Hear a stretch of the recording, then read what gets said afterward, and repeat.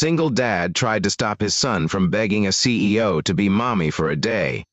The little boy's desperate words froze an entire ballroom of wealthy executives. With tears running down his face, 7-year-old Noah stood in front of one of the most powerful women in New York City and begged for something no amount of money could buy. He didn't ask for toys. He didn't ask for gifts. He didn't ask for help. He simply asked the famous CEO to be his mommy for just one day. And the moment his exhausted father realized what his son had done, he felt his heart shatter. Before we begin, if you believe in kindness, second chances, and the power of love, please take a moment to like this video, comment below, share it with someone who needs inspiration today, and subscribe to the channel for more emotional stories. The story began in Buffalo, New York, where 34-year-old Michael Carter was doing everything he could to hold his small family together. 3 years earlier, his wife, Rachel, had passed away after a sudden illness.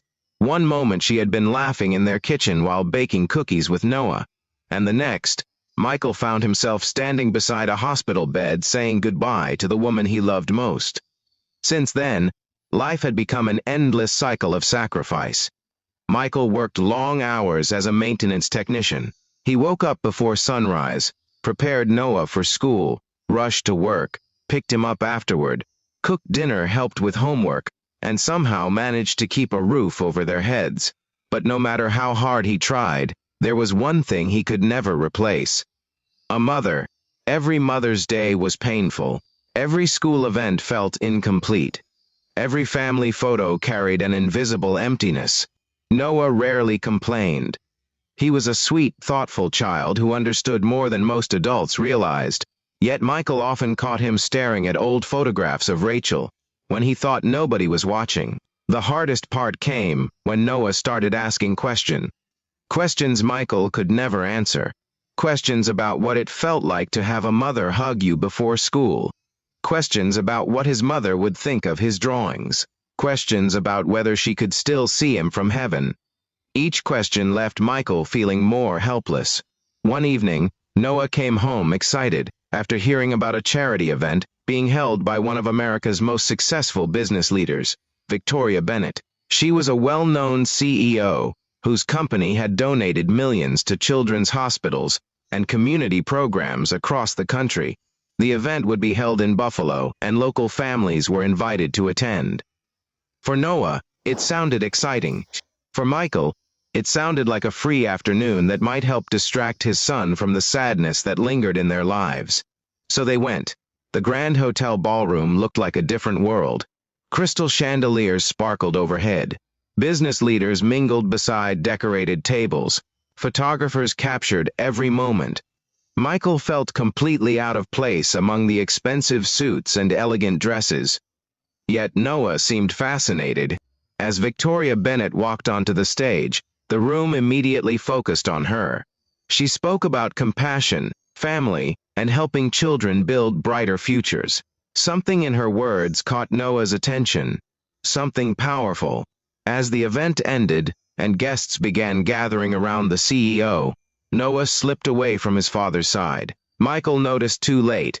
Panic surged through him as he searched through the crowd. Then, he saw his son standing directly in front of Victoria Bennett. The entire room seemed to pause. Noah looked up at the CEO with trembling hands and tear-filled eyes. His small voice carried through the sudden silence. He explained that his mother was gone. He told her that his father tried very hard every day. He said he wasn't looking for a new mom forever. He only wanted to know what it felt like one more time. Just for one day. Just one day, with someone who could pretend to be his mommy. The room stood frozen. Michael rushed forward, humiliated and heartbroken. He immediately apologized and tried to pull Noah away.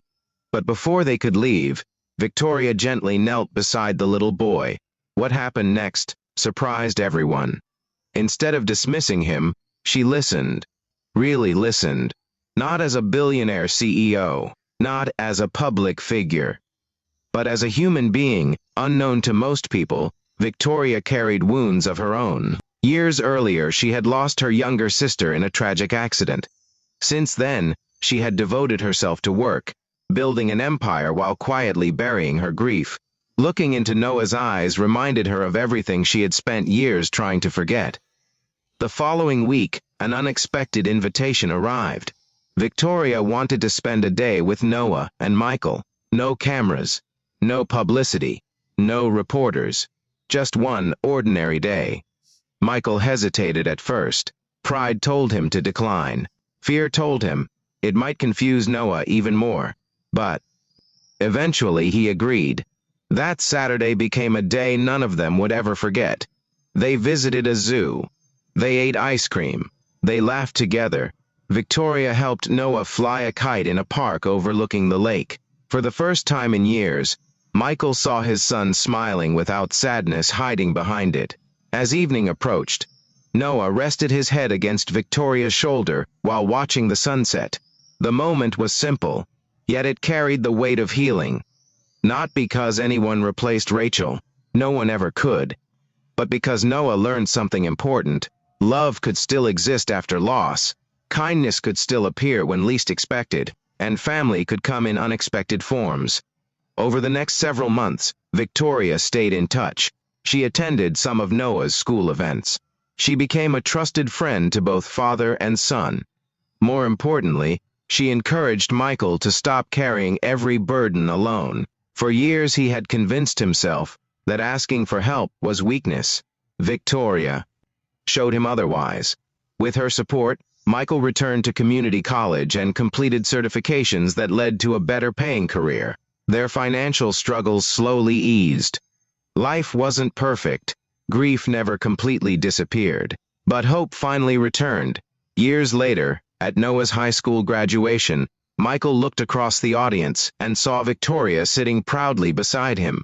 As Noah walked across the stage, he wasn't the lonely little boy who had once begged a stranger to be his mommy for a day. He was a confident young man surrounded by people who cared about him. And in that moment, Michael realized something beautiful. The day Noah embarrassed him in that ballroom had actually saved them both. Because one brave child had asked for compassion, and one kind woman had answered. Before we finish, please leave a comment and tell us where you're watching from, and what part of Noah's journey touched your heart the most. If this story moved you, inspired you, or reminded you of the power of kindness, please like the video, share it with friends and family, and subscribe to the channel. Your support helps us continue bringing heartfelt stories that remind the world that even the smallest acts of love can change someone's life forever. Sometimes, miracles don't arrive as grand events. Sometimes they arrive as a single act of kindness from a stranger who chooses to care. And sometimes, that one day can change an entire lifetime.